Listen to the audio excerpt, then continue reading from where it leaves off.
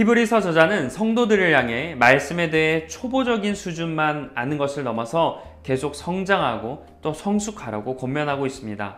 예수님을 믿고 있는 시간으로 보면 이미 남을 가르칠 수 있는 선생이 되어야 하는데 반대로 가르침을 받아야 할 처지라며 안타까워하고 있어요. 이 상황을 젖먹는 어린아이 비유로 비유하면서 이런 상황에서는 의의 말씀을 경험하지 못한다. 그래서 더 깊은 복음의 진리에 대해 경험하지 못한다 라고 합니다.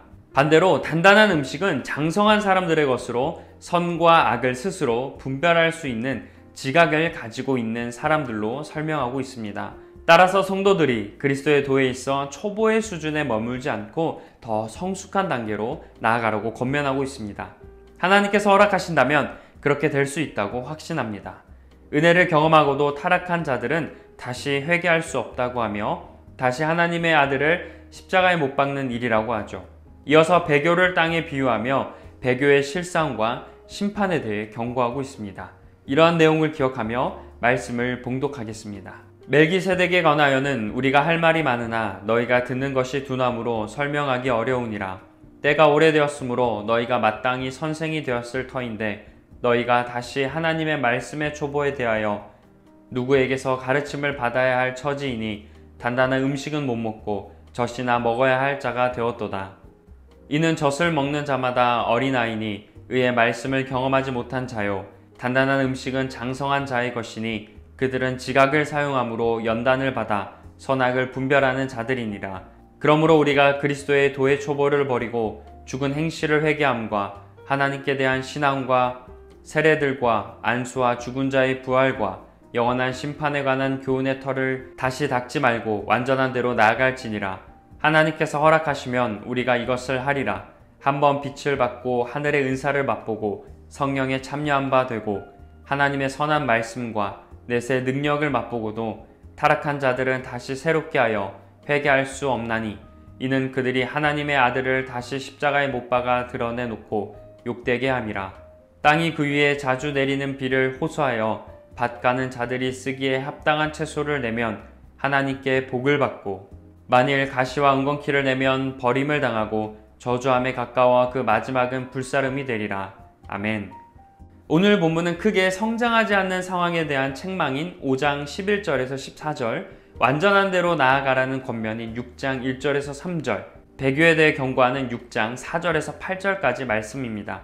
먼저 성장하지 않는 상황에 대한 책망, 또 완전한 대로 나아가라는 권면인 5장 11절에서 6장 3절의 말씀을 함께 살펴보겠습니다. 우리의 신앙은 당연히 점점 성숙해져야 합니다. 히브리서 저자는 예수님이 멜기세덱의 계통을 따라 세워진 대제사장임을 설명하려다가 잠시 중단합니다. 왜냐하면 성도들이 이런 심오한 내용을 이해할 수 없는 수준이었기 때문입니다. 그들은 오래전에 기독교인이 되었으면서도 말씀을 배우고 삶을 훈련하는 일에 게을렀습니다. 아직도 말씀의 기초를 배워야 하는 수준에 머물고 있었던 거죠. 히브리서 저자는 지식과 실천에서도 도무지 잘하지 않는 그들의 미숙함을 꾸짖으며 단단한 신물을 먹고 완전한 대로 나아가라고 권면합니다. 회개와 믿음, 세례와 안수, 부활과 심판 등의 기초 교리도 중요하지만 그것이 기독교의 전부가 아니라고 하죠. 성경은 회개한 후에 믿음으로 나아가며 공동체의 일원이 된 후에 부활과 심판의 날을 바라보며 살아야 하는 오늘에 관한 교훈이 가득하기 때문입니다. 이 말씀을 배우지 않고 또 훈련하지 않으면 성숙할 수 없게 됩니다. 여기에서 우리는 말씀의 초보가 아닌 성숙한 그리스도인이 되어야 한다는 점을 묵상하게 됩니다. 우리가 기독교인이 되었다는 사실은 큰 은혜입니다. 하지만 우리는 말씀을 배우고 말씀대로 살아가기 위해 더욱 노력해야 합니다. 신앙생활의 게으름을 경계해야 하죠. 시간이 지날수록 신앙이 성장해야 한다는 뜻입니다. 신앙에 있어서 초보가 아니라 장성한 사람이 되도록 노력해야 합니다. 지금 이 정도의 신앙생활로 충분하다 생각하지 마시고 더욱 성숙한 그리스도인이 되기 위해 말씀을 배우고 또 실천하시길 소망합니다. 다음으로 6장 4절에서 8절 내용입니다. 성장하지 않는 신앙은 위험합니다. 성도들이 게으름과 미성숙을 꾸짖던 히브리서 저자는 복음이 주는 선물을 경험하고도 복음을 버리고 돌아선다면 예수님을 다시 십자가에 못 박는 큰 죄를 짓는 것이라 합니다. 이렇게 하면 저주를 피할 수 없다고 무섭게 경고하죠. 지속적으로 말씀을 배우며 성장하지 않는다면 배교할 수 있는 위험이 있기 때문입니다. 말씀을 아는 지식이 정체되어 있다면 종교 생활을 하면서도 자신도 모르게 삶에서 예수님을 십자가에 다시 못 박는 잘못을 하게 될지도 모릅니다. 여기에서 묵상 포인트는 복음에 합당한 삶을 위해 말씀 배우기를 멈춰서는 안 된다입니다. 복음의 선물을 경험한 우리는 말씀을 배우기 위해 계속해서 노력해야 합니다. 말씀을 배우는 데 있어 게으름을 조심해야 해요. 말씀을 배우기를 통해 오늘 하나님께서 나에게 주시는 하나님의 계획을 발견할 수 있어야 합니다. 또 세상을 향하신 하나님의 뜻을 읽어내야 합니다. 배운 말씀을 통해 복잡한 이 세상에서 선과 악을 분별하며 죄를 짓지 않도록 노력하시는 모든 분들이 되시길 축원합니다. 다음으로 묵상 질문의 시간입니다. 먼저 성숙한 그리스도인이 되기 위해 노력하고 계신가요? 입니다.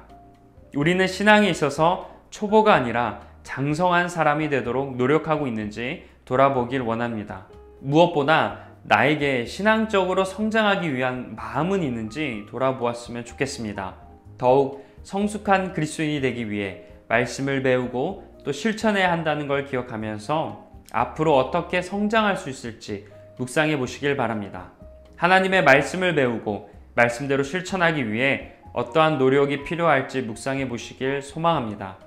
초보적인 신앙생활이 아니라 더욱 성숙한 그리스도인이 되어야 한다는 걸 명심하시며 삶에서 실천하시고 노력해 보시길 원합니다. 다음으로 나는 말씀을 배우고자 힘쓰고 있는가입니다. 오늘 본문은 복음이 주는 은혜를 경험한 사람은 계속해서 말씀을 배워야 한다고 강조합니다. 물론 우리는 하나님의 말씀의 그 중요성을 알고 있지만 여러 이유로 배우려고 하지 않습니다.